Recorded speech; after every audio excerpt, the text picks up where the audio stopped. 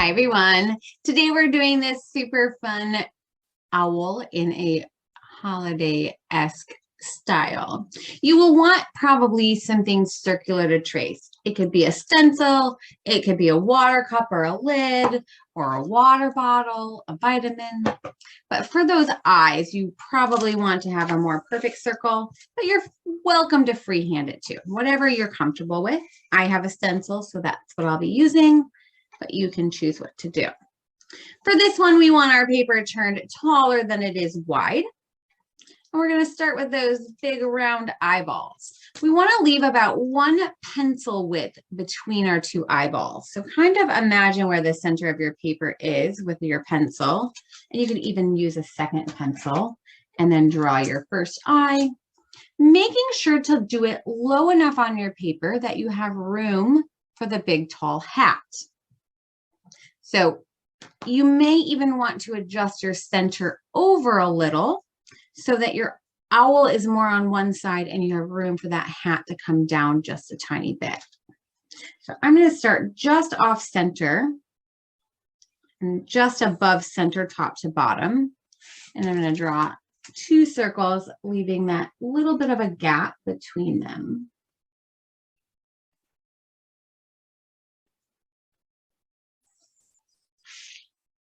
And then we want to go around them and do a slightly smaller circle on the inside edge of that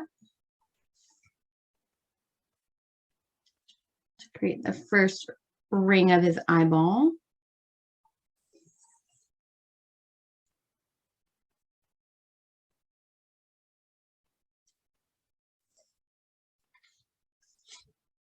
And then in the very center of the eye, we want to add a decent sized pupil. We kind of get that target look. But then we're going to add those 2 little circles or highlights to either side of that pupil. And you can again trace it or just freehand some little circles. And it's going to overlap that center circle just a little bit. And then there's another littler one just next to it.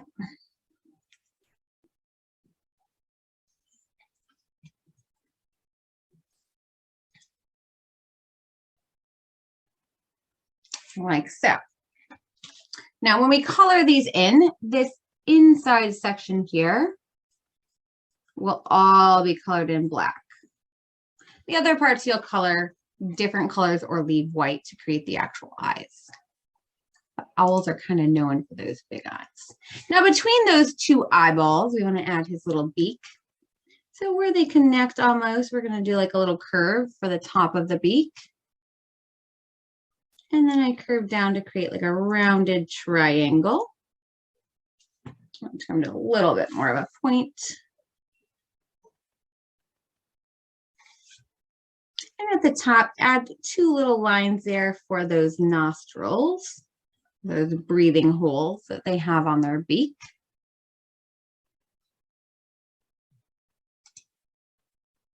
And then we're going to do that brim of the hat. Now, when we're wearing a brim, it will come down over the top of our head. And usually it will kind of like form and fold to our head. So it's not going to be like a perfectly straight line. So I start along the edge of his head here and come across, kind of just creating that curve of the brim.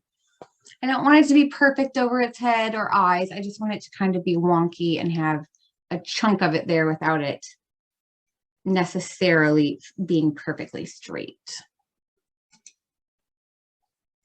Then we're going to add the big pom-pom. And I know we haven't done his face or anything like that yet, but the reason is this pom-pom is like hanging forward. So it's going to cover up any of his head on that side that it might go in front of. So there's no need to stress out about where to put it. Just kind of add it wherever, because we're going to draw the head around it. And then in this corner, we're going to do a line about halfway up to the top edge of our paper here, maybe just short of halfway, to create the curve of the hat, a fold where it twists. And then we'll do a big curved line over the top. I kind of start from the base of my pom-pom here and come up over the top and connect to the far side. And then from the edge of the hat here, or the brim, we'll do our other line to connect to our pom-pom.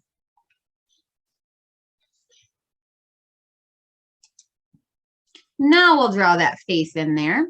So along the edge here of the hat, we're going to do a curve that comes under the beak just a little bit. When we get close to the beak, about 1 or 2 fingers away, we'll slightly curve up, just a tiny little bit.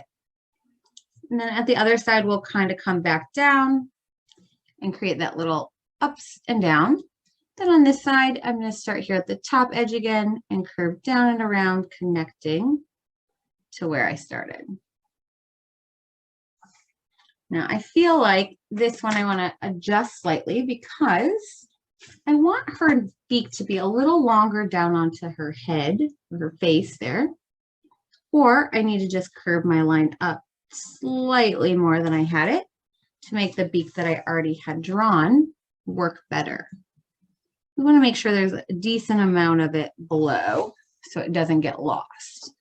It makes such a difference to have a little more of that point below the edge of her chin there.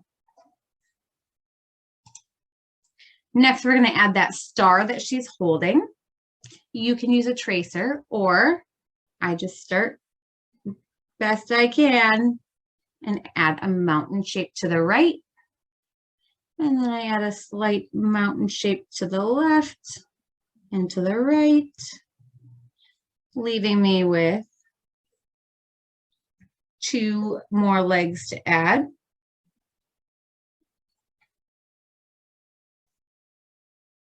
So I've got my star. And mine's kind of lower than the original, but that's okay. We'll just go really close down to her legs. If you want to adjust it and move it up, you can. We're going to put a hanger on there, which looks like a question mark. So it's going to go over and around inside of her beak and come back down, connecting to the top of our star. I wrote the word joy in it because that feels very holiday to me. And I added a bunch of little lines to make it happy and joyful. You could add polka dots or any kind of pattern on there that you like. Okay. Along the bottom edge now, we're going to add that stick that it's sitting on. So we're just across the bottom of our paper, and towards the edge, we want to go up, and then we'll do another line just under that. And then at the end, we'll go down. Once we get this kind of Y shape, we'll add that little letter V in there to create the other parts of the stick. Underneath the 2 sides of the star, we want to add our claws of our owl. So 3 little ovals, kind of just folded over the edge of that branch, holding on for his feet or her feet. And then all we need to do is a curve for the body on each side and a second curve for the wing. Notice the wings start at the same place at the top, but end further out or wider than the original body. And that's your little Christmas owl. We're going to do that tail underneath here. We're only going to see a little bit of that peeking through. So I just did a curve underneath the branch. We won't see a lot of it, depending on how much room you have left down there. And I add a few lines to show the movement of the tail. Now, you can decorate it however you want. Maybe you want to do polka dots on the hat. Maybe you want to do little Christmas lights or stripes. You design whatever style you want.